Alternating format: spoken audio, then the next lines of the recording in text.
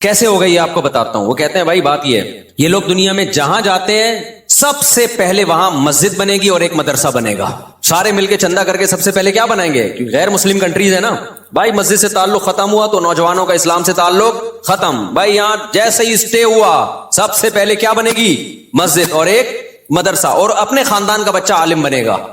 اپنے خاندان کا فرد جب عالم بنتا ہے نا اس کی بات کچھ اور. دیکھو ہمارے خاندان کے ارد گرد بہت سارے مولانا لوگ تھے، ہمارے گھر کے جو مستورات ہیں، ہمارے بھائی سب لوگ بیان سنتے تھے، وہ اثر نہیں تھا. جب میں گیا ہوں نا مدرسے میں تو میرے سب بھائیوں نے داڑیاں رکھ لی، سب مستورات نے شریف پردہ کر لیا.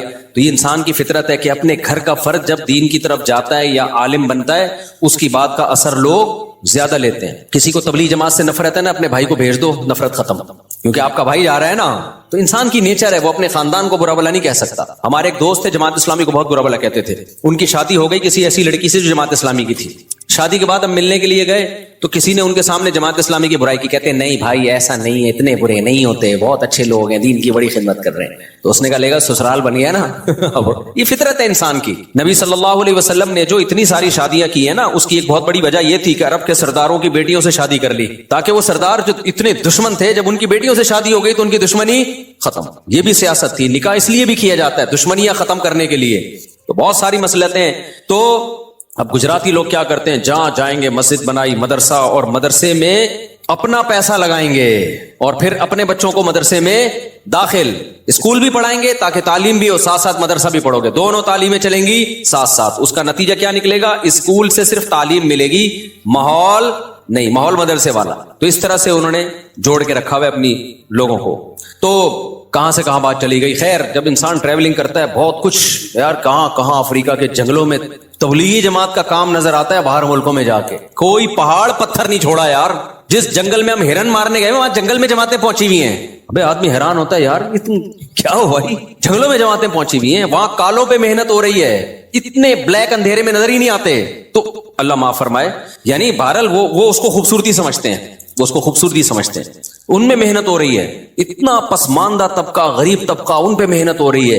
انسان کے نا دینی دعوت میں 2 نمبر ہونے کی ایک علامت یہ کہ صرف مالداروں کو فوکس کرے، غریبوں پہ محنت نہ کرے. یہ خود اس کی علامت ہے، یہ بندہ لالچی ہے. جن علماء کی محفل میں ہر وقت مالدار لوگ آگے آگے ہوتے ہیں، غریب پیچھے پیچھے، یا ہوتے ہی نہیں، اس کا مطلب کیا ہے کہ اس عالم کے دل میں غالب گمان یہ ہے کہ دولت سے محبت ہے، اس کو دین کی فکر نہیں ہے. کیونکہ دین کی جہاں بھی دعوت گئی ہے نا، غریبوں کی ہمیشہ کثرت ہوئی ہے. تو بعض جگہ ہم نے دیکھا ہے مالدار ہی مالدار نظر آئیں گے، ایسا لگتا ہے غریب کا تو یہاں کوئی بسر ہی نہیں ہے. تو اس کا مطلب بھائی یہ بندہ ہی ٹھیک نہیں ہے جو دین کی دعوت کا کام کر رہا ہے، مخلص نہیں ہے. ہمارے شیخ مفتی رشید احمد صاحب بہت مالدار تھے، لیکن ان کی جو مجلس لگتی تھی نا، آدھی سے زیادہ اس میں غریب، آدھے سے زیادہ غریب ہوتے تھے. اس میں رکشے والے، ٹیکسی والے، ٹماٹر والے لوگ آتے تھے، کہتے تھے یار یہ اتنے بڑے مالدار ہیں اور بیٹھے ہوئے کون ہیں؟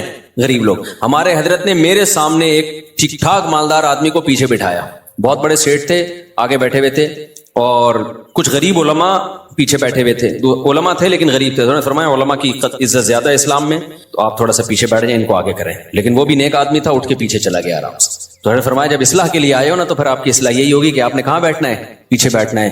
تو یہ بڑا مشکل ہوتا ہے. خیر تو میں نے جو قرآن مجید کی آیتیں پڑھی ہیں، وہ آیتوں میں اللہ نے کیا فرمایا؟ الا المصلین. اللہ فرماتے ہیں کہ جو لوگ ڈپریشن کا شکار ہو جاتے ہیں، جلد بازی میں فیصلے جلد بازی میں کرتے ہیں، ان میں تدبر نہیں ہے، غور و فکر نہیں ہے، تو لیکن کچھ علامتیں اپنے اندر پیدا کر لو تو تمہارے اندر سے جلد بازی، جس جلد بازی کے نتیجے میں ڈپریشن ہوتی ہے، خودکشی کے خیالات آتے ہیں، یعنی زندگی سکون کی گزرے گی تمہاری.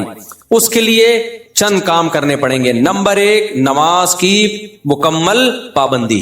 آپ یقین کر لو جتنا ڈپریشن سے نماز بچاتی ہے نا، کوئی چیز نہیں بچاتی. اسٹریس اور ڈپریشن کی 20 گولیاں ایک طرف، جس کا نماز میں دل لگ گیا نا، بس اس کی زندگی مزے کی بن جاتی ہے. اور نماز میں دل نہ لگ رہا ہو نا، کئی رکعتیں پڑھو ہمت کر کے، اصول بنا لو، جس کام میں دل نہیں لگتا نا وہ کام کرنا شروع کر دو، دل لگے گا، اور پھر ڈبل لگنا شروع ہو جاتا ہے. میں بہت سی مثالیں دیتا ہوں نا، دوڑا نہیں جاتا چلنا شروع کرو، چلا نہیں جاتا ہلکا ہلکا چلو، اپنے نفس پہ بوجھ ڈالو. دیکھو یہ ٹینشن سے بچنا ایسی چیز ہے، جو ٹینشن سے دور بھاگتا ہے نا، ٹینشن اس کے پیچھے آتی ہے، اور جو ٹینشنیں پالتا ہے وہ ہمیشہ ٹینشن فری زندگی گزارتا ہے. وہ ٹینشن ہے جو جائز ٹینشن ہے, جو صحت کے لیے مفید ٹینشن ہے, ان کی بات کر رہا ہوں میں. تو جو لوگ آپ نے دیکھا ہوگا محنتی ہوتے ہیں, سارا دن کام کاج میں مشغول رہتے ہیں, وہ خوش ہوتے ہیں, ہے یا نہیں؟ گھروں میں جو دو طرح کی خواتین ہوتی ہیں, ایک پھوڑ, نہ کام نہ کاج, کچن گندا پڑا ہوا ہے, واش روم پیمپر بچے کے اتارے یوں پھینک دیے. آپ دیکھنا ان خواتین کی طبیعت میں چڑچڑاپن بہت ہوتا ہے, جھنجھلانا. ذرا سے کوئی نصیحت کرو آگے سے جھنجھلا کے جواب میں, ہر وقت ایسا لگتا ہے وہ توے پہ بیٹھی ہوئی ہے, خود بھی ٹینشن اور دوسرے کو بھی ٹینشن. لیکن آپ نے دیکھا گھروں میں جو خواتین بہت محنتی ہوتی ہیں, بچوں کی کیئر, شوہر کی مرضی کا خیال, گھر کو صاف ستھرا رکھنا ہر وقت, وہ خوش ہوتی ہیں. مردوں میں بھی ایسا ہی ہے. جتنے لڑکے آپ کے پوستی ہیں گھر کے اندر پڑے ہوئے, کچھ نہیں کر رہے, ایسا لگے گا جیسے وہ توے پہ بیٹھے ہوئے ہیں. باپ کوئی نصیحت کرتا ہے ایک دم کیا ہو جاتے ہیں, وہ ہائپر ہو جاتے ہیں. آپ لوگوں نے خود بھی نوٹ کی ہے نا یہ بات. وجہ کیا ہے کہ جو آدمی کام کاج کی ٹینشن نہیں لیتا نا, تو اللہ اس کو اسٹریس میں ڈال دیتے ہیں. جو محنت کے کام نہیں کرتا اسٹریس میں ڈال دیتے ہیں اس کو, ہر وقت ٹینشن ہے, چڑچڑاپن پیدا ہوتا ہے. اور جو محنتی ہوتے ہیں صبح اٹھے ٹھک ٹھک ٹھک اپنے کام نمٹائے. میں اپنا بتا دوں, جس دن میں کوئی ٹاسک پوری کرتا ہوں کہ مجھے خیال ہوتا ہے آج میں نے یہ کام نمٹانا ہے, تو وہ نمٹا دیتا ہوں. خدا کی قسم ایسا سکون ملتا ہے نا کہ بیان نہیں کیا جا سکتا. آپ بھی کر کے دیکھ لو, آپ ایک اسکیجول بناؤ کہ آج دن میں نے یہ سارے کام کرنے اور مغرب تک میں ان کاموں سے فارغ ہو جاؤں گا. دیکھو آپ کام کرنے کے بعد جب فراغت ہوگی آپ کو ایسا سکون ملے گا کہ آپ کو سکون کے لیے کسی ٹیبلٹ کی ضرورت نہیں رہے گی. تو آج کل ڈپریشن اور اسٹریس کی جو بیماریاں پھیل رہی ہیں اس کی ایک بہت بڑی وجہ بیکاری. بس ہر آدمی چاہتا ہے میں لائف کو انجوائے کروں, یوں کر کے بیٹھا رہوں, انجوائے کروں, پھر ٹک ٹاک دیکھتا رہے گا اور گھماتا رہے گا, دیکھ یہ والا دیکھ لیا, یہ والا دیکھ لیا, ہوتے ہوتے لاشعوری طور پر وہ آپ کے دماغ کو اندر سے ڈیمیج کر رہا ہے, آپ کو پتہ بھی نہیں ہوتا. اس میں سیاسی خبریں آ رہی ہیں, کوئی دوسرے کو گالی, وہ اس کو گالی, وہ فلانا ایسا, وہ ڈمکانا ایسا, کارٹون بنا بنا کے سیاسی لیڈروں کے مذاق. آپ کو پتہ نہیں ہوتا کہ یہ چیز آہستہ آہستہ آپ کے دماغ کو کیا کر رہی ہے, ہلکا ہلکا ڈیمیج. تو نماز انسان کے نا کا شیڈول بنا دیتی ہے. ہم نے جتنے بڑے لوگوں کو دیکھا ہے وہ کیا کر رہے ہوتے ہیں, وہ اپنے ٹائمنگ کیسے فکس کرتے ہیں. کافر کیسے کرتے ہیں, 8 بجے یہ کرنا ہے, 9 بجے یہ, 10 بجے یہ, شام 4 بجے یہ. نمازی کیا کرتا ہے, فجر کے بعد کی یہ روٹین, فجر سے پہلے کی یہ روٹین, ظہر کے بعد کی, بولو نا یار, یہ روٹین, عصر کے بعد کی یہ روٹین, عصر سے پہلے کی یہ روٹین, مغرب کے بعد کی. اور یہ جو نمازوں کے ٹائم ہے نا, کمال کی بات پتہ ہے کیا ہے, یہ نیچرل ہے, گھڑی نیچرل نہیں ہے. نہیں آئی بات. سورج جب نکلتا اور غروب ہوتا ہے نا, تو فطری طور پر انسان کی باڈی کے اندر تبدیلیاں آ رہی ہوتی ہیں, فطری طور پر. اسلام چونکہ دین فطرت ہے نا, تو اس نے اوقات بھی کیسے رکھے ہیں, نیچر کے حساب سے رکھے ہیں. تو نمازوں کے حساب سے اپنے آپ کو فٹ کرو گے, زیادہ سکون رہے گا, کیونکہ دن کی روشنی میں انسان کا مزاج الگ طریقے سے کام کر رہا ہوتا ہے, رات کے اندھیرے میں الگ طریقے سے ہوتا ہے. تو اللہ نے کیا فرمایا کہ الا المصلین الذین هم علی صلاتهم دائمون, یہ لوگ نمازوں میں پابندی کرتے ہیں. تو آج سے عزم کرو کسی قیمت پہ بھی نماز انشاءاللہ ضائع نہیں کریں گے. اور سب سے زیادہ سکون اللہ نے فجر کی نماز میں رکھا ہے. تھوڑی سی ٹینشن ہے بھائی, اٹھا لو, لیکن پڑھ کے جب سلام پھیرو گے نا, آپ کو لگے گا یار آج تو ہٹو بچو ہو گیا. ہمارے ایک دوست تھے, نمازی تھے لیکن اڑاتے بھی بہت تھے نماز, ہے نا. اب وہ بہت پرانی بات ہے, 15-20 سال پرانی بات, بالکل ینگ تھے, تو نائٹ فال بھی ہو جاتا ہے جوان آدمی کو. ایک دن کیا ہوا, میں نے ان کو بولا بھائی آپ کو سفر میں حضر میں کہیں بھی ہونا, آپ نے غسل کر کے نماز پڑھنی ہے. وہ جاب کرتے تھے کسی کمپنی میں, انہوں نے کہا یار ادھر کہاں میں رات کو سوؤں اور نائٹ فال ہو جائے, کون غسل کرے گا, کیا ہے بھائی بڑی ٹینشن ہے یار. میں نے کہا یہ عزم کر لو, کچھ بھی ہو آپ نے غسل کر کے نماز بولو پڑھنا, کچھ بھی ہو جائے. پانی کا انتظام کیسے کرنا یہ آپ کا ہیڈک ہے, کرنا ہے. تو اللہ انہیں جزائے خیر دے, انہوں نے ہماری وصیت پر عمل کیا. ایک دن پھر انہوں نے ہمیں بتایا کہ سردیاں تھیں, غسل فرض ہو گیا, صبح پریشان ہوں, کہاں سے پانی لے کر آیا, کہیں جنگل منگل میں ہو گیا, کوئی پروجیکٹ ہوتا ہے نا, پانی لایا اور پھر کس طریقے سے میں نے بڑی ٹینشن میں سردی میں غسل کیا. کہتے ہیں خدا کی قسم اس کے بعد جو نماز پڑھی ہے, ان کے الفاظ ہیں, اتنا لطف اور اتنا مزہ آیا کہ اب میں آگے کہہ رہا ہوں ہٹو بچوں ہو گیا. یہ ہٹو بچوں ان کے نہیں تھے, یہ میرے الفاظ. اتنا مزہ آیا. تو انسان ٹینشن اٹھا کے جو کام کرتا ہے, لطف اور مزہ بولو اسی میں ہے. چھٹی والے دن جب مزہ آتا ہے, جب ورکنگ ڈیز کے بعد چھٹی آئے. روزانہ ہی اگر چھٹیاں ہوں تو مزہ آئے گا. مولانا سے میری بحث ہوئی, بڑے پڑھے لکھے ٹائپ کے, انگلش بھی بہت اچھی ہو گئی ان کی, تو اب وہ تھوڑے سے عجیب سے بن گئے. ابے بھائی انگلش کا مطلب یہ ہے کہ اب وہی بات آپ انگلش میں بیان کر دیں. قرآن حدیث تو وہی ہے, جیسے میں اردو میں بیان کر رہا ہوں, اردو صحابہ کے دور میں تھوڑی تھی, تو آپ پڑھے لکھے ہو گئے تو انگلش میں بیان کر دیں. لیکن جہاں انگلش آئے گی اسٹائل بھی گوروں والا آنا شروع. عجیب, چونکہ انگلش آ گئی ان کو تو اب وہ اسٹائل, وہ مجھ سے بحث کرنے کے, مفتی صاحب یہ جو آپ بچوں کی ولادت کے کہتے ہیں نا زیادہ بچے, ایکچولی اس زمانے میں مسائل ہیں, ایجوکیشن ہے, ٹوپی ڈرامے نا وہ شروع کر دیے انہوں نے. میں نے کہا بھائی آپ کو بچے نہیں چاہیے لیکن قوم کو برباد نہیں کرو اپنی فضول باتیں کر کے. کہہ رہے نہیں آپ دنیا جائیں دیکھیں پتہ چلے گا. میں نے کہا جس دور میں اسلام نے زیادہ بچوں کی ترغیب دی ہے نا, اس میں ایجوکیشن کا مسئلہ نہیں تھا, اس میں عرب اپنے بیٹوں کو بھوک کے خوف سے قتل کرتے تھے کہ کھلائیں گے کہاں سے اس کو. اس قوم کو کہا جا رہا ہے کہ نسل بڑھاؤ. تو یہ سارے فضول باتیں ایک طرف ہو گئی. آپ کے پاس کھانے کو روٹی نہیں ہے, 2 بچے آپ سے پل نہیں رہے ہیں, جو اسلام بتا رہا ہوں میں آپ کو سمجھ میں آئے نہ آئے یہ آپ کا ہیڈک ہے, آپ نہ مانو اس کو, آپ چھوڑ دو اسلام کو, گورنمنٹ کی طرف سے کوئی پابندی نہیں ہے, لیکن آپ اپنی خواہشات کی بیس پہ اسلام کو چینج کرنے کی کوشش مت کرو. آپ کے پاس کھانے کو روٹی نہیں ہے, آپ بھوکے ہو, حمل ٹھہر گیا, تیسرا بچہ آ رہا ہے, 2 کو کھلانے کے, تعلیم نہیں, روٹی کے پیسے نہیں ہیں, روٹی کے. شروع میں روحانی عاملوں کا ذکر آ گیا نا, میرا میٹر شارٹ ہو گیا, پورا بیان اسی سٹائل میں ہوگا, ورنہ اچھا والا ہنس کھیل کے ہمارا بیان چلتا ہے. تو بلڈ پریشر ہائی ہو گیا تو اب ساری سیٹنگ پورے بیان کی, کتنا اچھا پچھلے ہفتے آرام سے میٹھے میٹھے انداز میں بیان ہوا تھا, کیونکہ ابھی ایک بڑے بزرگ کو ہم نے دیکھا ہے کہ روحانی ڈرامے کے ساتھ بیٹھے ہوئے ہیں, تو اس پہ میں نے کہا یار بس یار اتنے بڑے آدمی کو کیا ہو گیا یار. تو وہ روٹی کے پیسے اگر آپ کے پاس نہیں ہے, روٹی کے, آپ کے لیے کھانا مشکل, تعلیم اگلی چیز ہے نا, پہلے تو روٹی ہے نا, اور حمل ٹھہر گیا, اس بیس پہ گرانے کی اجازت نہیں ہے کہ کھلاؤں گا کہاں سے. سمجھ میں آ رہی ہے بات؟ آپ کہہ سکتے ہو کہ اگر اللہ نے کھلانے کا وعدہ کیا تو مجھے کیوں نہیں کھلا رہا, میں کیوں بھوکا ہوں, آپ کہہ سکتے ہو نا.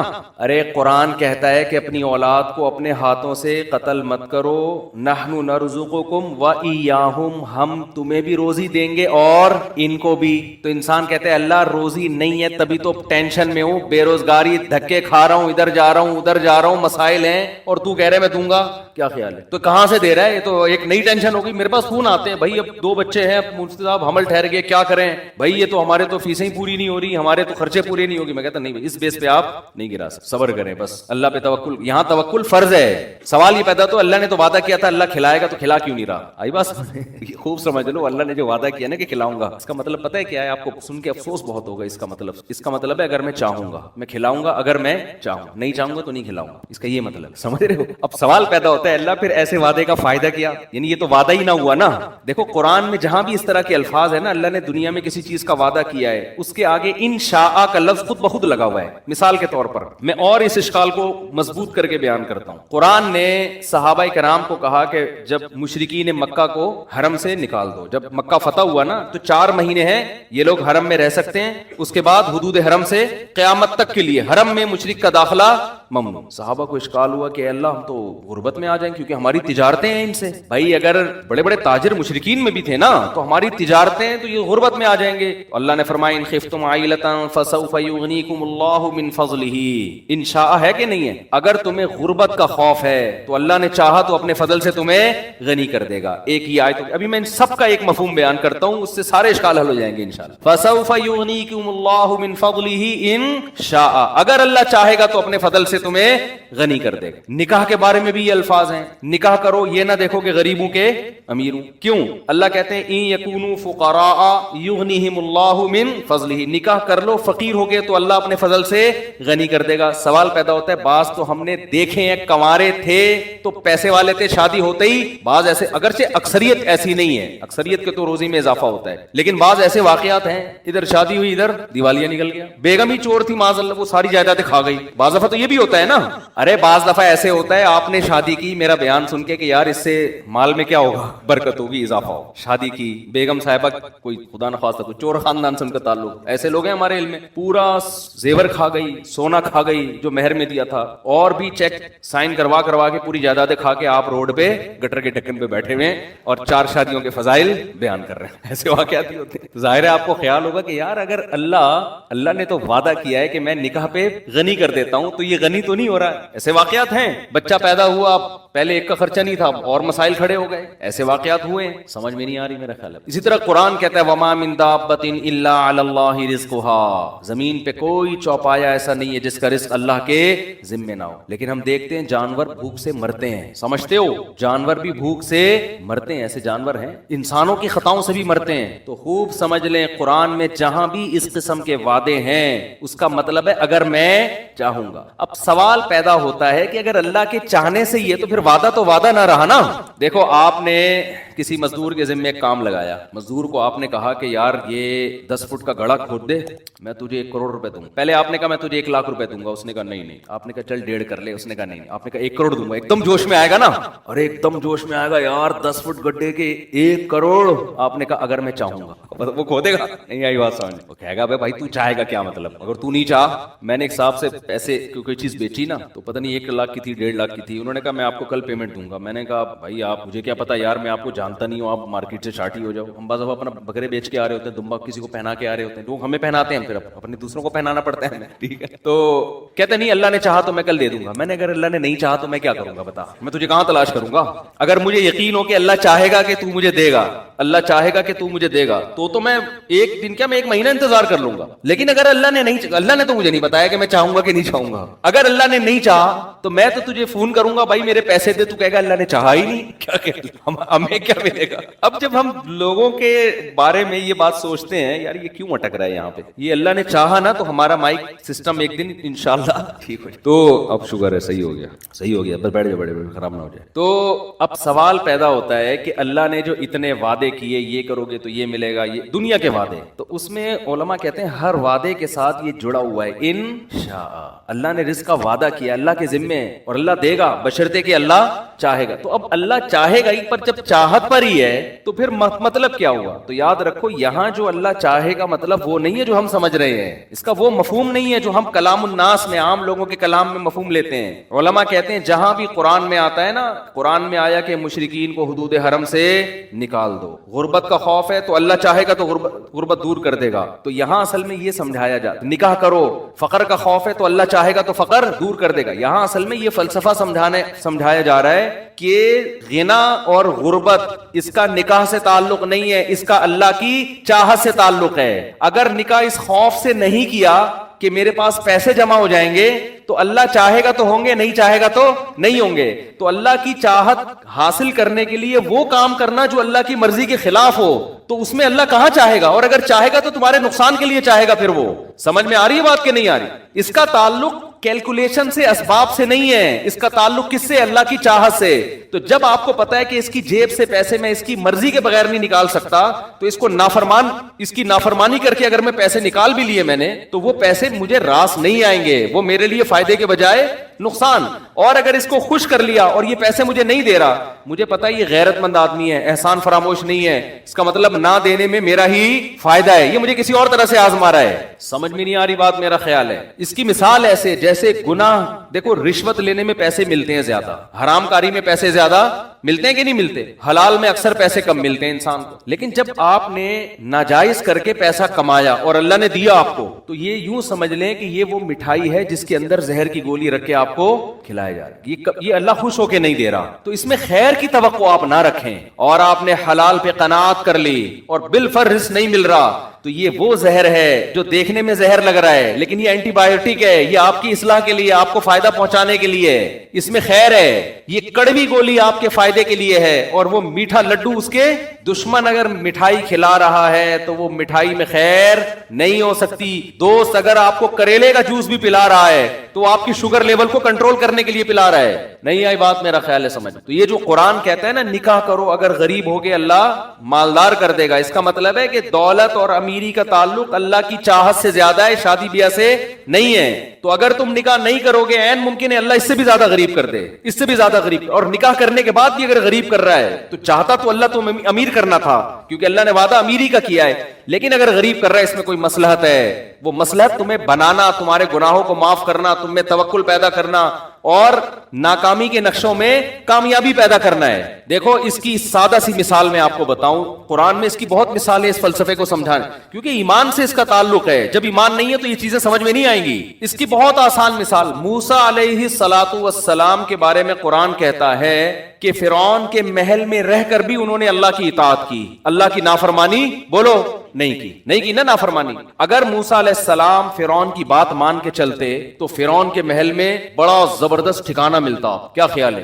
عزت ملتی, شہرت ملتی, سب کچھ. لیکن قرآن کہہ رہا ہے فلما بلغ اشدہ واستوى آتیناہ حکما وعلما وکذالک نجزی المحسنین. جوانی کی دہلیز پر قدم رکھا, ہم نے علم اور حکمت سے نوازا. ہم نیک لوگوں کو ایسے ہی علم اور حکمت دیتے ہیں. پیسے نہیں ملے, کیا مل رہا ہے؟ علم اور حکمت. تو نیکی کے صلے میں علم اور حکمت مل رہی ہے. اب آپ دیکھیں کام بظاہر سارے الٹے ہونا شروع. ایک تو فرعون کو پتا چل گیا کہ یہ بنی اسرائیل کے ہیں, وہ ویسے ہی ہوشیار ہو گیا ان سے. فرعون ہوشیار ہو گیا کہ نہیں ہو گیا؟ یار یہ تو بنی اسرائیل کا بچہ میں نے پالا ہے, یہ تو میرے دشمن قوم کا ہے. اب ہونا یہ چاہیے تھا موسیٰ علیہ السلام سے کوئی ایسا کام نہ ہوتا جس سے فرعون کی دشمنی میں کمی کے بجائے اضافہ ہو. ایسا ہی ہونا چاہیے نا, لیکن کام سارے الٹے ہو رہے ہیں. موسیٰ علیہ الصلوۃ والسلام نے مکہ مارا فرعونی قوم کے آدمی کو لڑائی چھڑوانے کے لیے. قطعاً ارادہ نہیں تھا, دنیا میں ایسا ہوتا بھی نہیں ہے کوئی مکے سے ہی مر جائے, ایسا ہوتا بھی نہیں. مکہ مارا اور بندے کا انا للہ ہو گیا. اب بتاؤ کوئی وہاں ہوتا وہ کہتا ہے یار یہ کیا مسئلہ. ایک طرف تو اللہ نے وعدہ کیا کہ نیک لوگوں کے ساتھ میں اچھا سلوک کرتا ہوں, اور موسیٰ علیہ السلام کی والدہ بھی کہتی ہیں اے اللہ تو نے ایک طرف میرے بچے کو صندوق سے نکال کے بچایا اور یہ کیا اور یہ غلطی کروا دی. مکے میں اتنا ان کو, میرے بیٹے کی تو ایسی کوئی نیت تھی نہیں. قتل ہو گیا بھائی, اور قتل بھی کس کا ہوا ہے؟ فرعون کے بندے کا قتل ہوا ہے. بچنے کا کوئی چانسز نہیں ہے. پہلے ہی چھپتے پھر رہے ہیں. چلو بات چھپ گئی. دوپہر کے وقت غفلت کا وقت تھا, سارے قیلولہ کیا کرتے تھے اس زمانے میں. قرآن کہہ رہا ہے کسی کو پتا نہیں چلا. اور بنی اسرائیلی وہ مخبری نہیں کرے گا کیونکہ وہ موسیٰ علیہ السلام ان کی قوم کے تھے, اس کو پتا تھا بھائی انہوں نے جان کر نہیں کیا, میں اپنے بندے کو بچاؤں گا. وہ بھی چپ. موسیٰ علیہ السلام بھی آرام سے سکون سے, ٹھیک ہے بھائی ختم ہو گیا قصہ, بس ایک بندے کی لاش ملی ہے, پتہ ہی نہیں چل رہا کس نے کیا ہے. اگلے دن موسیٰ علیہ السلام کی نیت اپنے بندے کو پکڑنے کی. دوبارہ دیکھا نا, وہی بنی اسرائیلی کسی دوسرے فرعونی سے جھگڑ رہا ہے. اب موسیٰ علیہ السلام کا ارادہ ملامت کی موسیٰ علیہ السلام نے اپنے بندے کو کہ تیرا کام ہی پھڈے بازی ہے. کل اس سے لڑ رہا تھا, آج تو موسیٰ علیہ السلام کا ایسا کوئی ارادہ نہیں بندہ پکڑے, اور اللہ سے دعائیں بھی پوری رات مانگی ہوں گی اللہ مجھے اس مصیبت سے بچا لے. تو اللہ جواب میں کیا کہے؟ اللہ کہتا ہے جو دعا مانگتا ہے میں اس کی دعا قبول کرتا ہوں. کیا خیال ہے؟ تو اللہ نے موسیٰ علیہ السلام سے وعدہ کیا ہوگا آپ کو اس کی مصیبت سے میں کیا کروں گا؟ بچاؤں گا. لیکن ان شئت, اگر میں چاہوں گا, نہیں چاہوں گا تو اس سے بڑی مصیبت میں ڈالوں گا. لیکن اس مصیبت میں ڈالنا آپ کو بنانے کے لیے ہوگا, آپ کو برباد کرنے کے لیے نہیں ہوگا. یہ سب چیزیں چھپی ہوئی ہیں یہاں پہ, نظر نہیں آ رہی ہیں. لیکن حضرت موسیٰ کا ایمان ہے, وہ سمجھ رہے ہیں جو ہو رہا ہے اللہ کی طرف سے صحیح ہو رہا ہے بس. تو موسیٰ علیہ الصلوۃ والسلام نے جب اپنی قوم کے آدمی کو ڈانٹا کہ تو روزانہ پھڈے کرتا ہے, اور قریب گئے اس کو لڑائی چھڑوانے کے لیے, تو اپنی قوم کا آدمی گھبرا گیا. وہ ڈر گیا کہ کل اس کو تھپڑ مارا ہے, آج کس کو ماریں گے؟ مجھے ماریں گے. فوراً نالائق چیخ گیا کہ اے موسیٰ تو چاہتا ہے مجھے قتل کر جیسے تو نے کل بندہ مارا ہے. بات فوراً کیا ہو گئی؟ پھیل گئی. اب بتاؤ یہ حالات سدھر رہے ہیں بگڑ رہے ہیں؟ بگڑ رہے ہیں نا حالات, الٹی کہانی چل رہی ہے. اور پھر بالآخر مخبری ہو گئی. پھر موسیٰ علیہ السلام نے اللہ سے بڑی دعائیں مانگی ہوں گی. شکر ہے کوئی تعویذ والے کے پاس نہیں گئے, کوئی روحانی علاج والے کے پاس نہیں گئے. یار میرے تو سارے کام الٹے ہی ہو رہے ہیں, سارے کام ہی الٹے ہو رہے ہیں میرے. پہلا کام کہاں سے الٹا ہونا شروع ہوا؟ صندوق میں حضرت موسیٰ کی ماں نے اللہ کے حکم سے اپنے بیٹے کو ڈالا فرعون سے بچانے کے لیے, نہ کہ فرعون کے پاس پہنچانے کے لیے. پہلا کام الٹا یہاں سے شروع ہوا کہ وہ صندوق کھولا ہی فرعون نے. ہے بھائی اے اللہ تو کہہ رہا تھا میں تیرے بچے کو بچاؤں گا, اس سے اچھا تو میں بچا لیتی. ہے بھائی اس سے اچھا تو میں لے کے بھاگ جاتی کہیں. تو نے کہا اس کو صندوق میں ڈال دو, دریا کے حوالے کر دو. ولا تخافی ولا تحزنی انا رادوہ الیک وجاعلوہ من المرسلین. ہم اس کو تیری گود میں پہنچا کے چھوڑیں گے اور ہم اس کو پیغمبر بنا کے چھوڑیں گے. یہ جاعلوہ کا مطلب بنائیں گے نہیں, بنا کے چھوڑیں گے, یہ الفاظ ہیں. لیکن کیسے بنائیں گے؟ جیسے ہم چاہیں گے. آپ کے حساب سے نہیں بنیں گے یہ پیغمبر. آپ کا ماں کی تو یہ خواہش ہے یہ جائیں اور اگلے اسٹیشن سے واپس میری گود میں آ جائیں دوبارہ, ٹھیک ہے نا. جیسے ہم چاہتے ہیں کہ قرآن کہہ رہے ہیں نا نکاح کرو اللہ غنی کرے گا, تو بندہ کہتا ہے ادھر میں نے شادی کی, ادھر میرے اکاؤنٹ میں 25 لاکھ روپے کوئی فوراً ڈال کے چلا جائے, نکاح کرتے یہ ہو جائے. ایسے نہیں ہوگا, ہوگا ویسے جیسے اللہ چاہے. بس آپ نے اللہ پہ توکل کرنا ہے. بھائی میں نے اللہ کی مرضی, آپ نے حمل نہیں گرانا, کوئی بات نہیں, میرے پاس کھانے کو روٹی نہیں ہے, کوئی بات نہیں, لیکن اب میں بھی تو زندہ ہوں نا, تو وہ میرے بچے کو بھی اللہ زندہ رکھے گا, کرے گا. وہ کیسے کرے گا یہ اس کا مسئلہ ہے. مجھے اس بیس پہ حمل روکنے کی اجازت نہیں ہے. یہ اسلام کی تعلیمات ہیں. بس صبر کرنا ہے, کوئی بات نہیں. افغانستان میں اگر افغان لوگ غربت کی وجہ سے حمل روکتے تو کیا آج اتنے لاکھوں جوان اسلام دشمن قوتوں سے لڑنے کے لیے پیدا ہوتے؟ وہاں پہ تو مر چکے تھے, ختم ہو چکے تھے. انہوں نے کہا کوئی بات نہیں, بھوکے ہیں, کھانے کو کپڑا نہیں ہے, پہننے کو لباس نہیں, کوئی بات نہیں, نسل نہیں روکنی ہے. وہی بچے کلاشنکوفیں لے کر جوان ہوئے ہیں اور وہی پھر اپنے باپ کی معیشت میں ترقی کا ذریعہ بن رہے ہیں. اس میں توکل فرض ہے آپ پر. تو خیر موسیٰ علیہ السلام پہلا کام الٹا کیا ہوا کہ موسیٰ علیہ السلام کی ماں کہہ سکتی تھی اللہ تو نے تو کہا تھا کہ میں بچاؤں گا, یہ بچانا ہے, ادھر پہنچا دیا. یہ تو فرعون کا ارادہ تھا قتل کرنے کا, وہ تو بچ گیا اتفاق سے. اور اب جب اس محل میں پل کے جوان ہو گیا تو اب بندہ مر گیا. یہ دوسری غلطی, چلو مر گیا, چھپی رہتی نا بات, لوگوں کو تو پتا نہیں تھا. اے اللہ تو اس بنی اسرائیلی کا منہ کسی طرح بند کروا دیتا کہ وہ نہ بولتا, اس نے بول دیا اور بات دنیا میں پھیل گئی. یہ تیسرا کام الٹا ہو رہا ہے. حضرت موسیٰ کی ماں نے ایک دن بھی اللہ سے شکایت نہیں. کیوں بھائی؟ کامیاب اللہ کرے گا لیکن ہمارے طریقے سے نہیں. اللہ کا بھی ایک اخپل طریقہ ہے, سمجھ رہے ہو؟ اللہ اخپل طریقے سے چلے گا. اللہ آپ کے طریقے سے, آپ چاہتے ہو میرے حساب سے ہو, نہیں بھائی اللہ پہ توکل, اللہ پہ اعتماد, جیسے جیسے کہہ رہا ہے کرتے چلے جاؤ, اپنی ذمہ داریاں پوری کرو, باقی اللہ پہ اعتماد کرو. ناکامی میں بھی کامیابی اور کامیابی میں تو ویسے ہی کامیابی. ہم چاہتے ہیں اللہ کو اپنے حساب سے چلانا شروع کر دیں, پھر ٹینشن میں آتے ہیں میری وہاں شادی ہو کیوں نہیں رہی. اللہ نے جب وعدہ کیا ہے کہ تم نکاح کی کوشش کرو گے تو ہو جائے, وہاں ابے بھائی تو اللہ کے حساب سے چلے گا نا, جہاں وہ چاہے گا وہاں ہوگی نا تیری. اور میں اتنا پیسہ آ کیوں نہیں رہا میرے پاس, کیوں نہیں آ رہا؟ اللہ نے رزق کا وعدہ کر لیا ہے, اب وہ جیسے چاہے گا تمہیں دے گا. اگر وہ بھوکا مارنا چاہے گا تو اس میں اس کی کوئی مسئلہ ہے, اس کی تقدیر سے آگے نکلنے کی کوشش نہ, تم اسباب پورے اختیار کرو. لیکن اللہ کی عادت یہی ہے کہ وہ مارتا ہے نہیں. چند واقعات ایسے ہو جاتے ہیں تاکہ لوگوں کی آزمائش ہو. علامہ آلوسی رحمۃ اللہ نے یہ جو آیت ہے نا ان یکونوا فقراء یغنیہم اللہ من فضلہ, اگر فقیر ہو گئے نکاح کرو اللہ غنی کر دے گا, اس آیت کے تحت لکھا ہے کہ اس کا مطلب ہے اللہ اگر چاہے گا, نہیں چاہے گا تو غنی نہیں ہوگے. لیکن انہوں نے کہا کہ مشاہدہ یہ ہے کہ اللہ اکثر چاہتا ہی ہے, ہوتا ایسا ہی ہے. کہیں کہیں اللہ اپنی قدرت دکھانے کے لیے تاکہ غیب پر لوگوں کو یقین رہے, کہیں کہیں ایسا کرتا ہے کہ اللہ امیر نہیں کرتا, لیکن اکثر ایسا ہوتا ہے. تو جہاں بھی قرآن میں اس طرح کی آیتیں ہیں نا ان میں اکثر ایسا ہی ہوتا ہے. جیسے اللہ کہتا ہے میں اس کا وعدہ کیا ہے, تو بھوک سے مرنے والے دنیا میں بہت کم ہیں. اکثر اسباب مال کے بالکل بھی نہیں ہوتے لیکن پراٹھے پھوڑ رہے ہوتے ہیں بیٹھ کے. وہ تو اللہ اپنا وعدہ پورا کرتا ہے اس طریقے سے. اور میں نے دیکھا ہے غریب لوگ ہیں, خاندان ہے, وہ کھا رہے ہیں, کہیں نہ کہیں سے انتظام اللہ تعالیٰ کر دیتے ہیں ان کے لیے. ایسی ایسی جگہ سے رزق آتا ہے, انسان حیران ہوتا ہے. وَيَرْزُقُهُ مِنْ حَيْثُ لَا يَحْتَسِبُ, قرآن کہتا ہے وہاں سے دوں گا جہاں سے گمان نہیں ہوگا. اور ہم چاہ رہے ہیں یہاں سے روزی ملے, نا جہاں سے میں چاہوں گا وہاں سے دوں گا. اور ویسے بھی ہماری جو بنیادی ضرورت ہے وہ بھی میں بتاتا ہوں ہے کیا. تو موسیٰ علیہ السلام سے قتل ہو گیا, یہ الٹا کام ہو گیا. پھر اگلے دن بات پھیل گئی, یہ غلط ہو گیا. پھر فرعون نے قتل کا فیصلہ کر دیا. یہ سارے کام کیا ہو رہے ہیں؟ موسیٰ علیہ السلام کہہ سکتے ہیں میں تو دعائیں مانگ رہا ہوں, اللہ تو بات بھی لیک آؤٹ ہو رہی ہے اور میرے قتل کے فیصلے بھی ہو رہے ہیں, تو میری تو دعائیں قبول نہیں ہو رہی, کسی نے کچھ کر دیا یقیناً. یہ تو پکا ہماری لگتا ہے وہ دن خالہ آئی تھی گھر میں, وہ ایسے دیکھ کے گئی تھی, ان کا مسئلہ ہے, کچھ تکیے کے نیچے رکھا تھا انہوں نے, مجھے لگ رہا ہے سارا وہاں سے سیٹ اپ خراب ہو رہا ہے. کچھ بھی نہیں, وہ کہہ رہے ہیں بھائی جو اللہ کا کام ہے وہ اللہ کرے گا, جو میرا کام ہے میرا کام ہے بھائی اس سے بچو, اس مصیبت. تو اب میں موسٹ وانٹیڈ بن گیا ہوں, مجھے یہاں سے جانا پڑے گا, نکلو یہاں سے. ابھی نبوت نہیں ملی تو وہاں سے نکل گئے, اب کہاں جائیں پتہ ہی نہیں چل رہا, مدین کی طرف چلے گئے. اتنا لمبا سفر, لیکن اور زندگی کا اس کے علاوہ اور کوئی سبب نہیں ہے, ورنہ تو یقیناً قتل کیے جائیں گے. تو اب جیسے تیسے بھائی جاؤ رسک لو.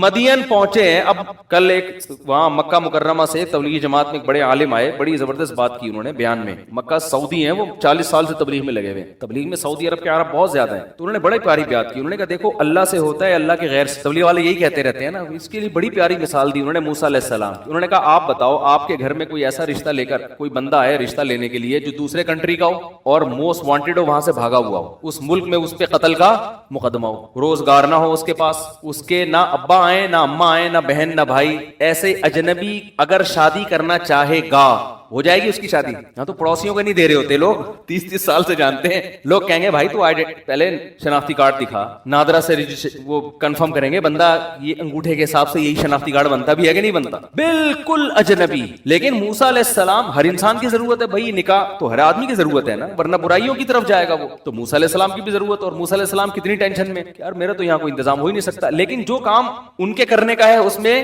کوتاہی نہیں کر رہے, جو اللہ کے کرنے کا ہے وہ کس پہ چھوڑا ہوا ہے؟ اللہ.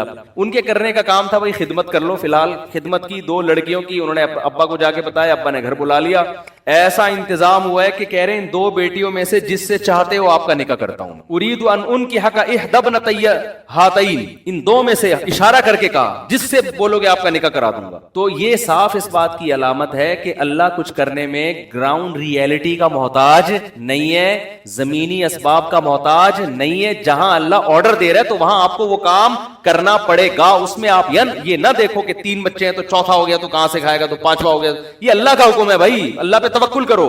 وہ چاہے گا آپ کے منہ سے نوالا چھین لے گا, ایک بھی بچہ نہیں ہوگا آپ کا. آپ کما رہے ہوگے, سڑکوں پہ سو رہے ہوگے. وہ نہیں چاہے گا تو آپ کے 25 بچے ہوں گے, سب کو کھلائے گا, وہ کباب پراٹھے کھلائے گا صبح شام. تو یہ چھوڑ دو اللہ پہ. آپ کے کرنے کا کام ہے دعا مانگنا, رزق تلاش کرنا, روزی تلاش کرنا. اس میں سستی نہ کرو. آپ سمجھ میں نہیں آ رہی بات. تو بتا رہے مولانا بھی ایسے لبرل بن رہے ہیں, عجیب عجیب سے مولوی مارکیٹ میں آ رہے ہیں, وہی ماحول سے متاثر ہو گئے. وہی بات جو گورا کر رہا ہے اور پورا خاندانی نظام تباہ کر دیا گورے نے, یہ فضول باتیں کر کر کے. اللہ پہ اعتماد توکل تو بالکل مارکیٹ سے شارٹ ہو گیا ہے. اسی وجہ سے دلوں میں سکون کیا کر لیا اللہ نے, چھین لیا. اللہ کہتے ہیں تو اپنے دل کو میرے حوالے نہیں کرتا نا, تو ان اسباب میں الجھاتا ہے, تو اب انہی سے مانگ. پھر جا کے تو سمجھتا ہے کاروبار سے ہی ملے گا, تو اب تو کاروبار کے حوالے ہے. اسی کو خدا بنا لیا نا, وہی دے گا. تو سمجھتا ہے کہ میں نسل روکوں گا تو کم بچے ہوں گے تو خرچہ کم ہوگا, تو پیسے زیادہ بچا لوں گا, تو اب تو انہی کے حوالے ہے. مجھ سے امیدیں بولو نہ لگا. جیسے موسیٰ علیہ السلام کو تو اللہ اپنی نگرانی میں رکھا ہوا ہے نا. اللہ کہہ رہے ہیں جو ہو رہا ہے ہونے تو, بس تم نے جو کام کرنا ہے, جو میں نے ذمہ لگایا وہ کرتے رہو. تو آخر تک اللہ نے ایسا کامیاب کیا کہ شادی بھی ہوئی, بچے بھی ہوئے,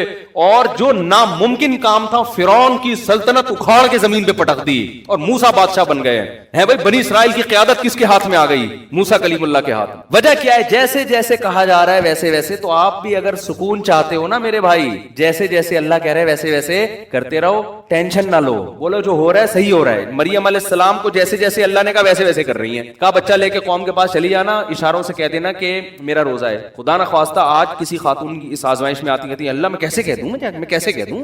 وہ بولیں گے آج ہی روزہ رکھنا تھا.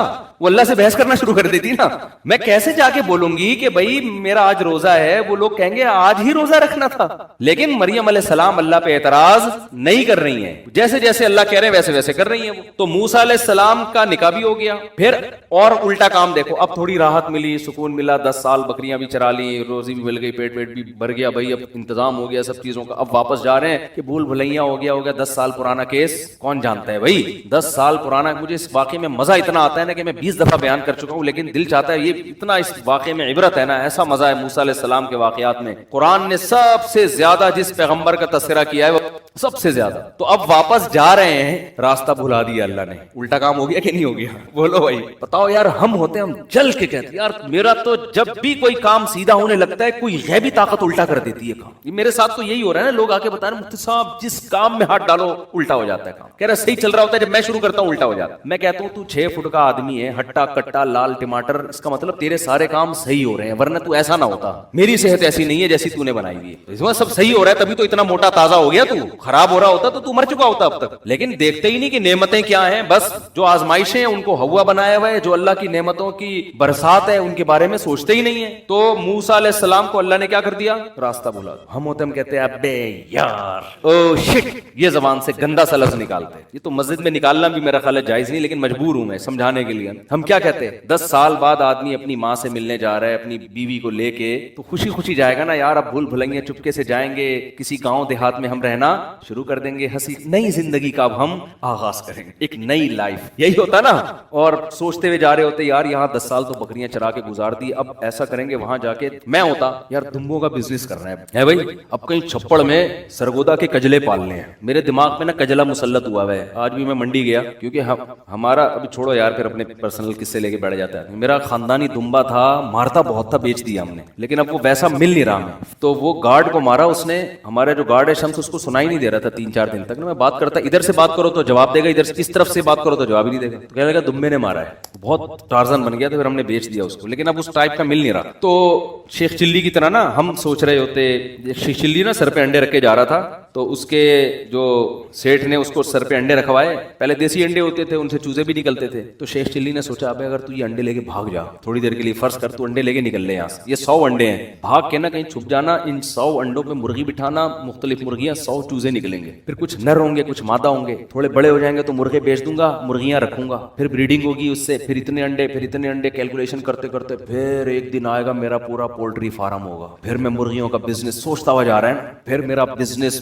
फिर होते होते एक दिन आएगा पैसों की रेल पे, फिर मैं किसी खानदानी अच्छी मालदार लड़की से शादी करूंगा, फिर मेरे बच्चे होंगे, फिर मेरा बंगला होगा, फिर बच्चे एक दिन आएंगे, अब्बू पैसे, मैं कहूंगा चलो भागो यहां से। जैसे यूं किया तो अंडे का टुकड़ा नीचे। तो सेठ ने कहा कि नालायक, अगर तेरा पांव कहीं ठोकर लगी होती, उस पे अंडे गिरे होते तो मैं कहता गलती, तूने तो खुद यूं करके गिराया है, पैसे निकाल। वो कहता तू अपने अंडों को सोच रहा है, मेरा पूरा खानदान तबाह हो गया। तुझे फिक्र है कमबख्त अपने 100 अंडों की, मेरा पूरा खानदान तबाह बर्बाद हो गया, तू अंडों को रो रहा है। तो यही चल रहा है मार्केट में। शेख चिल्ली के मंसूबे ना बनाओ भाई, जो अल्लाह कर, जो जैसे जैसे अल्लाह कह रहा है करते चले जाओ, बिजनेस भी करो, लेकिन बहुत ज्यादा सोचने की जरूरत नहीं है, मिलेगा उतना जितना अल्लाह चाहेगा, वरना ऐसा ना हो कि पूरा कुंभ ही तबाह हो जाए। आप टेंशन इंसान उस वक्त लेता है जब अल्लाह से आगे निकलने की कोशिश करता है, जो कि लोग कर रहे हैं, जो कि लोग, औरत चाहती है कि मेरा मियां बस मुझे देता रहे देता रहे देता रहे। नहीं भाई, इससे ये लालच है, आपका इमेज खराब हो जाएगा शौहर की नजर में। वो कहेगा मेरी बीवी लालची है, पैसे पे नजर लगा के बैठी हुई है। इससे हो सकता है अगर ये इस्तिगना होता, कनात होती, अल्लाह बहुत ज्यादा, मैं ऐसे मर्दों को जानता हूं उनके दिल इतने बड़े हैं, वो कहते हैं, मुझे बताते हैं यार अगर मेरी बीवी में लालच ना होती मैं अपनी सारी प्रॉपर्टी उसके नाम कर देता, लेकिन लालची है, मेरा दिल नहीं करता। अब उस औरत को क्या पता कि तूने चंद पैसों की लालच में करोड़ों रुपए का अपना नुकसान कर दिया। बाज औलाद कनात पसंद होती है, अब्बा की जायदादों पे नजर नहीं रखती, वो कहते हैं अब्बा आप हमसे लो। बाप का दिल इतना बड़ा हो जाता है, यार मैं सब कुछ इनके लिए, इनको जिंदगी में देके चला जाता है वो। लेकिन वो बाप करेगा जिसको औलाद के बारे में इत्मीनान होगा कि मेरी दौलत पे नजर नहीं है, ये मेरी खिदमत करते हैं अल्लाह के लिए। लेकिन जब बाप को ये एहसास होना शुरू हो जाता है ना ये लालची हैं, ऐसे बाप हमने देखे हैं, वो कहता है सारा ट्रस्ट में दे दो, इन कमबख्तों के 1 रुपया नहीं दूंगा, और रोड पे फिर रहे होते हैं वो। बिल्कुल सही होता है ऐसे ऐसे बच्चों के साथ। तो भाई अल्लाह तो इससे ज्यादा, ये अल्लाह का तो इससे ज्यादा है। अल्लाह कहते हैं मुझसे नाजायज तरीके से छीनने की कोशिश करोगे, दिवालिया निकाल दूंगा तुम्हारा, अगर दूंगा भी ना तो दिल से सुकून छीन लूंगा। दौलत का मकसद सुकून होता है। देखो अल्लाह अगर जाहिरी में दौलत छीनता रहता है ना तो आजमाइश खत्म हो जाती है। हम कहते हैं वो नाजायज करता है, देखो इतना, वो तो गरीब है और हलाल कमाने वाले इतने करोड़पति, तो अल्लाह ने जाहिरी तौर पर दौलत हराम कमाने वालों को भी दी, लेकिन सुकून अल्लाह ने उनसे छीन ली। जाके देखो घरों के अंदर, हम तो इतने केसेस आते हैं, मियाँ बीवी में मोहब्बत नहीं है, औलाद में, बीवी शौहर मरने वाले, अंगूठे लगवा के अपनी जायदाद अपने नाम करा ली। सही है ना? ऐसे ऐसी एक बुजुर्ग ने एक बड़ा अच्छा वाकया सुनाया, बहुत जबरदस्त, कि तकवा किसे कहते हैं, औरत को ऐसा होना चाहिए, तकवा इसे कहते हैं। ये सोच बन जाए ना तो बड़ी सुकून की जिंदगी। तो वो उन्होंने एक वाकया बताया कि एक आदमी ने कहीं छुप के शादी कर ली, पुराने जमाने का वाकया है, और पहली बीवी को नहीं बताया। जब शादी की है तो मौत से चंद दिन पहले बता दिया होगा, या पता चल गया होगा, या पता चलने की वजह से ही मरे होंगे, वल्लाहु आलम। बहरहाल वो इन्ना लिल्लाह हो गया हूँ। जैसे ही पता चला, उनका चांस यही होता है कि जब पता चलेगा तो अब आपकी जिंदगी के दिन बहुत थोड़े से इंतकाल हो गया। अब वो औरत कहीं गांव देहात में दूसरी ज़ौजा रहती थी, तो पहली को ख्याल आया कि ठीक है मेरे मियाँ ने सही किया, गलत किया, लेकिन विरासत में उस बीवी का हिस्सा बहरहाल,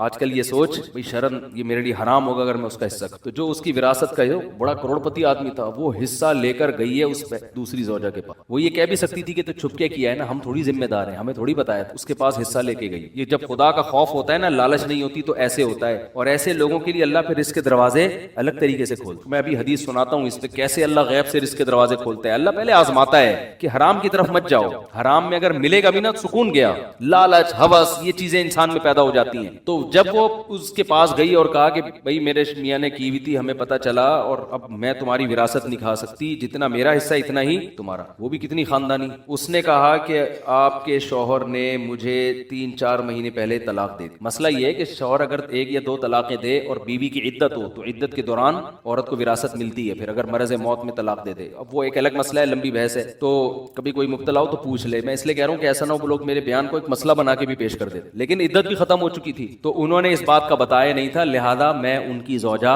नहीं हूँ, मेरा हिस्सा। कैसी खानदानी औरतें थी कि नहीं थी, वो अलग बात है। टेंशन से मियाँ मर गया, वो अलग, वो तो औरत नहीं पसंद करती ना, या हो सकता है किसी और वजह से मरा हो, लेकिन होना यही चाहिए मुआशरे में, भाई जो मेरा हिस्सा नहीं है वो मैं किसी कीमत पे नहीं ले सकता। एक खातून ने मुझे अमेरिका से फोन किया कि मेरे शौहर ने मुझे डिवोर्स दी है, तो वकील ये कह रहा है, अदालत कानूनी हक ये कि आधी प्रॉपर्टी मेरे शौहर की अब किसके नाम होगी, बोले मेरे नाम, और मेरा शौहर ऐसा, मेरा शौहर वैसा, मेरा वो बड़ा जुल्म बयान कर रही थी। मैंने कहा आपका शौहर जैसा भी था, नालायक था, जालिम था, जब उसने आपको तलाक दे दी तो शरीयत की रूह से अब इद्दत का खर्चा और मेहर का खर्चा, इसके अलावा आप कुछ और लेने की मुजाज, अमेरिका के लॉ के हिसाब से आपने अगर ले लिया तो कानून तो कुछ नहीं कहेगा, लेकिन अल्लाह कहेगा گا آپ یہ پیسہ آپ کے لیے حلال؟ بولتے کیوں نہیں؟ کہہ رہی میرا میاں تو ظالم تھا. میں نے کہا جو ظلم تھا تو علیحدگی ہو گئی نا, بس تلافی ہو گئی اس ظلم کی, اب نہیں رہ رہا آپ کے ساتھ, ختم قصہ. ہاں بچوں کا خرچہ وہ کہہ رہی وہ تو ویسے ہی دے رہا ہے بچوں کا خرچہ. میں نے کہا بچوں کا لے سکتی ہیں اپنا خرچہ, اور میں نے کہا بچوں کا خرچہ بھی آپ 2 مفتیوں کو درمیان میں ڈالیں, کیونکہ امریکہ کا لا امریکہ کے حساب سے خرچہ دے گا, شریعت کس کے حساب سے مانگے گی خرچہ؟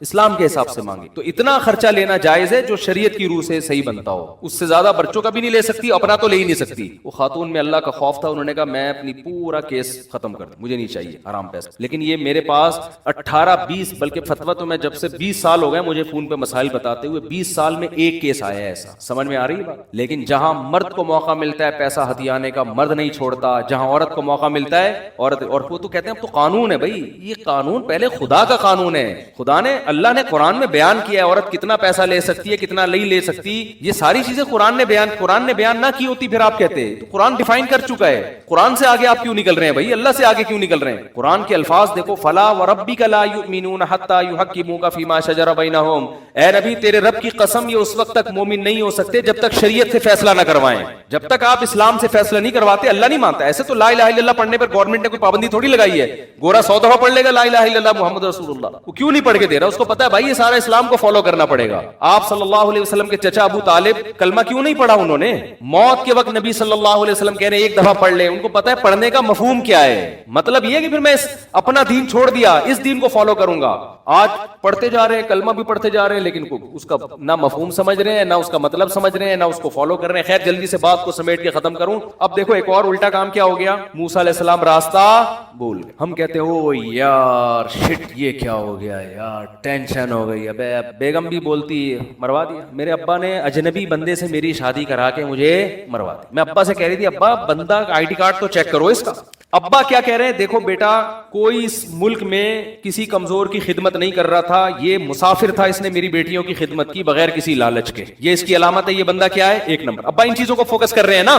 پھر بیٹا یہ جب تم اس کو لے کر آئی ہو اس نے نظر اٹھا کے تمہاری طرف نہیں دیکھا, یہ شریف آدمی. بیٹا یہ امانت دار ہے, تم نے خود کہا نظر نیچی اس کی. جو کسی کی بہن بیٹی میں خیانت نہیں کر رہا وہ بیوی کے حقوق میں کیسے خیانت کرے گا ہے بھائی.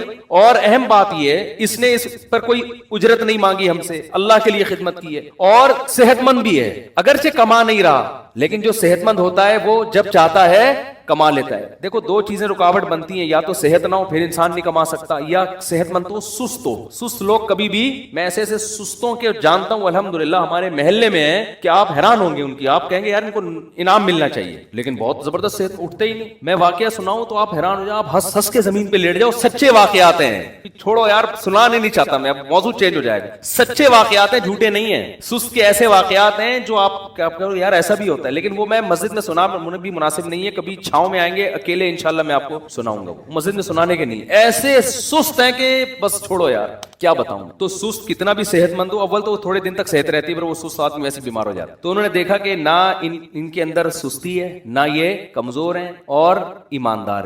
رزق کون دے گا؟ یہاں یہ سوچ رہے ہیں کہ نکاح کرو, اگر فقیر ہوگے اللہ غنی کر دے گا. بھائی نکاح کر دیں گے, اللہ کا وعدہ ہے غنی, نہیں کیا تو اس کا مطلب اللہ کی مرضی یہی ہے. یہ شعیب موسیٰ علیہ السلام کے جو سسر تھے ان کی یہ سوچ. تو بیٹی بھی اللہ پہ توکل کر رہی, یہ نہیں کہہ رہی ہے ابا کیا اجنبی بندے سے شادی کرا دی, اب وہ لے کے جا رہے ہیں مصر, راستہ ہی بھول گئے. بھائی یہ تو بڑی مصیبت. وہ بھی صبر کر کے بیٹھی ہیں, بھائی میرے باپ کا انتخاب اچھا تھا, اب جو پریشانی آئے گی وہ کس کی طرف سے ہے, اللہ کی طرف, اسی میں خیر ہو. اور کمال کی بات جا کے نبوت ملی. تو نبوت ملتے ہی جن سے فرار ہو کے گئے تھے, اللہ کہنے جانا کدھر ہے, سیدھا فرعون کے پاس, اس کے محل میں جا کے کہنا ہے کہ تو رب نہیں ہے, رب کون ہے, اللہ ہے. تو یہ تو ایسا ہو گیا کہ میں کہتا ہوں کہ اگر ہم ہوتے, ہم کہتے ہیں اللہ یہ تو بالکل ہی لوجیکل باتیں ہیں تیری, کس طرح کی اللہ باتیں کر رہے ہیں, میں موسٹ وانٹیڈ آدمی, مجھے تو وہ بھنک پڑے گی قتل کر دیں گے. اگر تو مجھے یہ کہتا کہ جا کے کسی اور کو دین کی دعوت دے, تو یہ بھی خطرہ تھا کہ فرعون کہے گا میرے ملک میں میری ایک نئی تحریک کھڑی ہو گئی ہے جو دوسرے مذہب کی طرف بلا رہی ہے, اور تو کہہ رہا ہے جا کے بات کس سے کرنی ہے, ڈائریکٹ فرعون سے. تبھی موسیٰ علیہ السلام نے کہا انی قتلت منہم نفسا, اللہ میں نے تو قتل کیا, مجھے مار دیں گے وہ, اور یہ ہے, اور پوری تقریر तकरीर, अल्लाह ने कहा कल्ला, हरगिज नहीं, जाना पड़ेगा तुझे, जाना पड़ेगा और जाके उसको दावत देनी पड़ेगी। और फिर इतनी आजमाइशें, जब मूसा अलैहिस्सलाम गए, फिरौन को दावत दी, जो कुछ आजमाइशें कुरान बयान कर रहा है। मूसा अलैहिस्सलाम बनी इसराइल को भी तसल्लियां दे रहे हैं, अल्लाह की मदद आएगी, अल्लाह की मदद आएगी, उधर भी तसल्लियां दे रहे हैं। यहां तक कि कुरान कहता है बनी इसराइल पर और मुसीबतें शुरू कर दी फिरौन ने, और अजाब शुरू हो गए। यहां तक कि बनी इसराइली जो हजरत मूसा को पैगंबर मानते थे, मोजज़े देख चुके थे, कहने लगे ऊज़ीना मिन क़ब्ली अन तअतियना व मिन बादि मा जीतना, ए मूसा तेरे आने से हमें कोई फायदा नहीं हुआ, तेरे आने से पहले भी अजाब में और तेरे आने के बाद भी हम अजाब में हैं। और हजरत मूसा क्या तसल्ली दे रहे हैं, आसा रब्बुकुम अन युहलिका अदुव्वकुम, उम्मीद रखो अल्लाह तुम्हारे दुश्मन को हलाक करेगा। ये जो इतने सारी नाकामियां अल्लाह पैदा कर रहा है, नाकाम करने के लिए नहीं। अगर अल्लाह हमें नाकाम करने के लिए कर रहा है, इसका मतलब अल्लाह की नजर में फिरौन बड़ा है और हम अल्लाह की नजर में छोटे। तो फिरौन कैसे बड़ा हो सकता है? वो तो अय्याश है, वो तो जालिम है। ये तवक्कुल चाहिए अल्लाह को अपने बंदों से। बात समझ में आ रही है कि नहीं आ रही है? और ये तवक्कुल हमें अल्लाह को चाहिए निजी जिंदगी में भी, दफ्तरों में भी, घरों में भी, कारोबार में भी, मस्जिदों में भी, हर जगह ये वाला तवक्कुल अल्लाह को हमसे चाहिए कि तुमने काम पूरा करना है, नतीजा किस पे छोड़ना है? अल्लाह पे।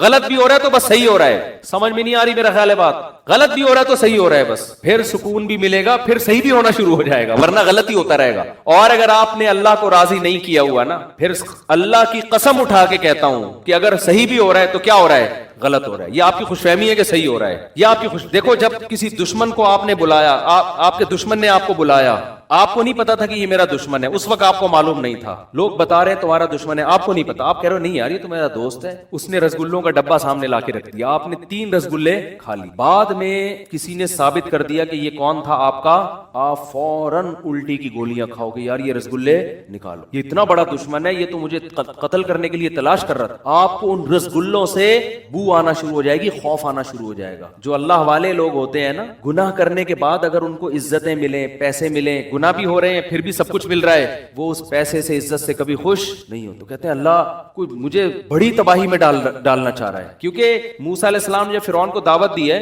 तो फिरौन की तरक्की का ग्राफ कम के बजाय और ऊपर जाना शुरू, और बनी इसराइल पर जुल्म का ग्राफ वो भी ऊपर जाना शुरू, यानी वो और तनज़्ज़ुल की तरफ जाना शुरू हो गए। लेकिन मूसा अलैहिस्सलाम तसल्लियां दे रहे हैं कि सब्र करो, अल्लाह तुम्हें हुकूमत देगा। इन्नल अर्दा लिल्लाही, देखो जमीन अल्लाह की है, यरिथुहा मन यशा,